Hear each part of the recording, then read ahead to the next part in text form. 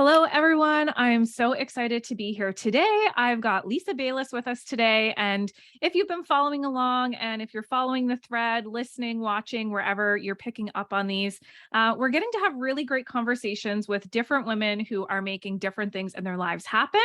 And today we're going to get to hear from Lisa. And really, what I want to do is have people hear from your perspective, Lisa, of what it's been like to be on the journey that you've been on. Entrepreneurship, it is a roller coaster, and I know that you've been doing this for many years. And what's it been like this past year? So, why don't we hand it completely over to you? Can you let everybody know what is your business? What do you do? What's the favorite? What are some of the favorite things that you get to do in your own work? Yeah, thank you so much for inviting me and having me here. My name is Lisa Baylis. My business is Lisa Baylis Consulting. I'm an educational consultant, which is really exciting to say. I'm a teacher, school counselor, author of a book called Self-Compassion for Educators, facilitator, speaker, and just do all many things. But really, my role is about how do I bring practices specifically around mindfulness and self-compassion to educators so that they can sustainably stay well.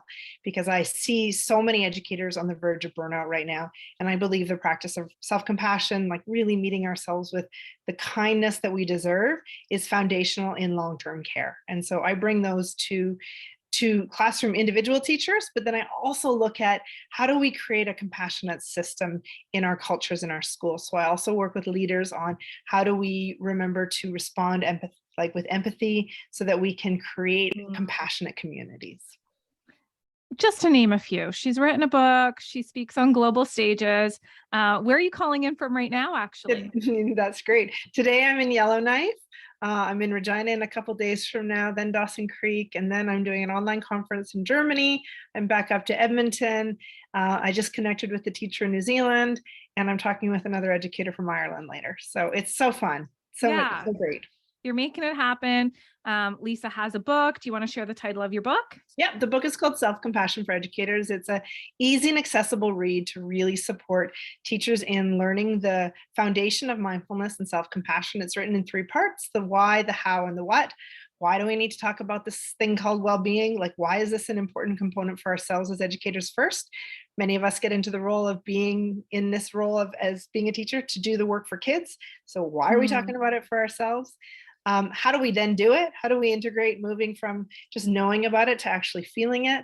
And then I take you through the last section is the what. Like, what are we actually going to do? What do we need to practice so that we can hold ourselves in a container of compassion?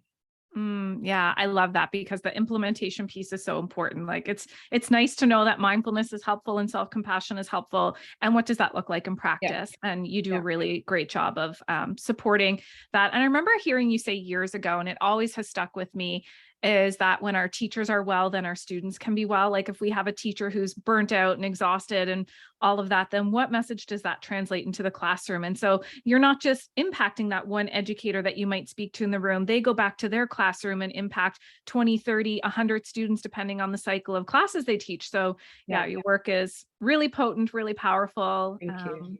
Yeah, can't wait to see where it continues to go. So, Lisa, what I would love to hear from your lens is when you flash back to a year ago, what were you thinking that signing up to a year-long mastermind slash coaching program would offer you as somebody who was venturing into building out their business full time? Yeah, thank you. A year ago, I was still teaching in schools and I was running this as a side hustle. I was doing it, you know, every moment I could, whenever I could, but while also going back into work. And I knew I was ready to step into this next stage of doing this work full time. But I had so many fears and worries around, how could I do it? What would it look like? Do I have the systems in place? Do I have the right mindset? Am I good enough? Will this be enough for me full time? And so I think one of the reasons I signed up, originally was to give myself the permission to take this leap. that Mm. my investment in this was an investment into myself. It was the me saying, okay, I believe in you, and like, you can make these next steps, and you're going to do it supported while you have the courage to try something different. Leave your full-time employee, like, leave Mhm. your benefits, See leave what your happens. pension. It's, it happens, and we're seeing more and more people do it, and I needed the courage. And I think part of the reason I signed up originally was I needed to know that I wasn't alone in that process. Mhm.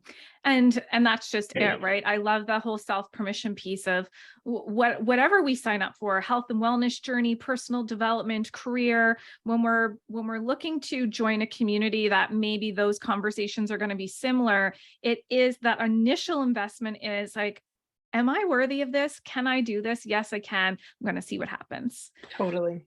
Okay, so now that we are pretty much a year out, what could you describe as maybe one of your personal, like most exciting transformations, whether it's personal or professional, but I do believe professional comes from our personal self. So how would you describe a transformation that really stands out to you over the past year? I think for me, it was like stepping into my own light. So knowing that I was doing this work already, I was running retreats, I was, running my programs, I was doing it, but I was sort of doing it from outside of it as a business. And now I feel like I'm doing it from a mindset of I am an entrepreneur offering this in the world. I'm not just a teacher on the sidelines doing this from somewhere else. So I Mm, really see, myself in this process of stepping into my own foundation of it. And I think one of the transformational moments was for me when we were at the retreat was just this sort of like brightness that I felt physically, and how it gave me permission again. I work in my world is about giving other people permission.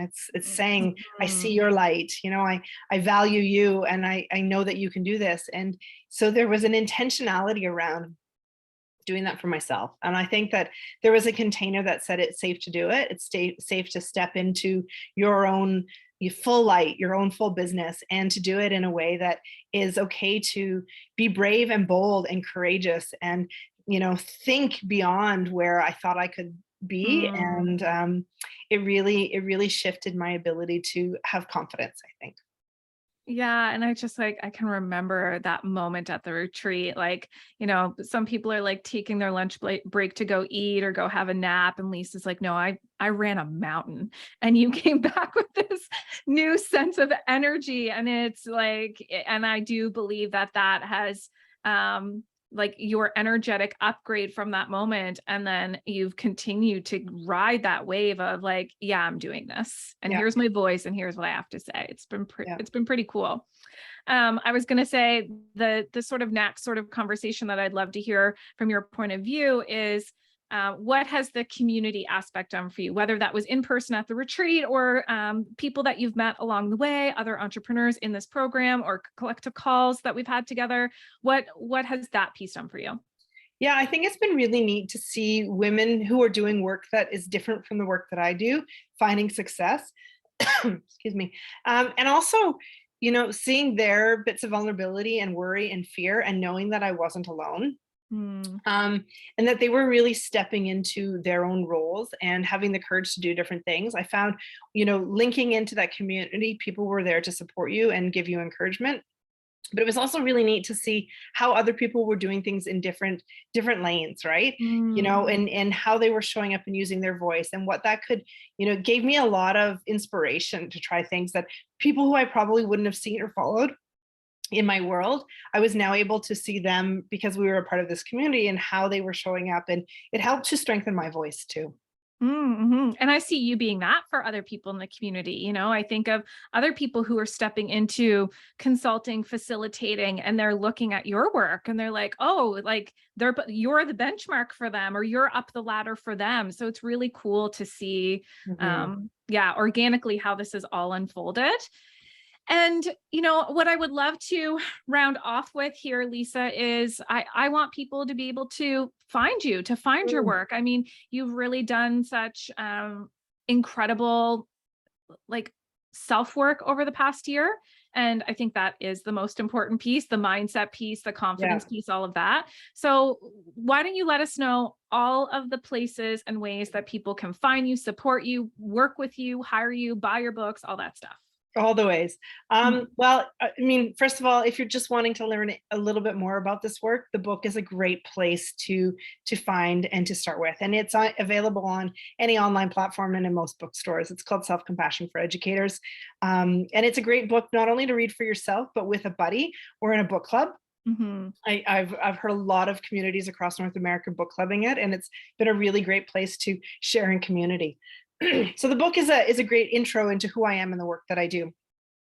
The other thing that I love and I offer specifically for teachers is a program called the year-long mindfulness program. So one of my beliefs is that if we want to share this with the kids, and this is where most educators come from, is they think, how do I teach this? I want to teach this because it worked for me and I want to know more. And I always say, if we want to teach something the best way, especially nowadays in the like land of learning, where learning is everywhere, is to model it and embody it. Mm. So we, Oh, true. totally, we, excuse me, we run a year-long program where teachers, educators, counselors, leaders have the opportunity to come and really dive into the practice slowly and in community throughout the year. And Mhm. it really helps to strengthen their own practice and then share it within their classroom, their school, and their community. So that's a really foundational practice. We have an intake once a year.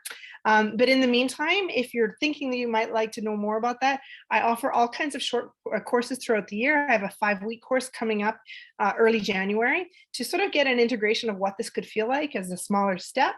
And Mhm. I'm on so many different social platforms sharing all of these and giving away practices all the time. And then lastly, the other thing that I love to do is I love to speak and engage in your community with your staff, with your schools. I keynote different conferences, I run workshops. I can spend 1 hour, 1 day to 1 year with your school and district. So however that Mm. might look, it can be an opportunity to, come in and gain a little bit, or we can do a deep dive in how do we create a compassionate community for your school. Mm. Find it And it, all on my website, yes. lisabaylis.com. Okay, we'll link the website, we'll link the book on Amazon, your social platforms, all of that. And I always think if somebody is listening to this and you know a school, you know an educator, you know somebody to even pass this video along, because this is going to exist on YouTube and Yeah. on the podcast and all of that, then that is the greatest way to support somebody is that share. Mhm. Like, hey, you should listen to this video with Lisa Yeah. Baylis. So for Yeah. everybody who's watching along, please do that.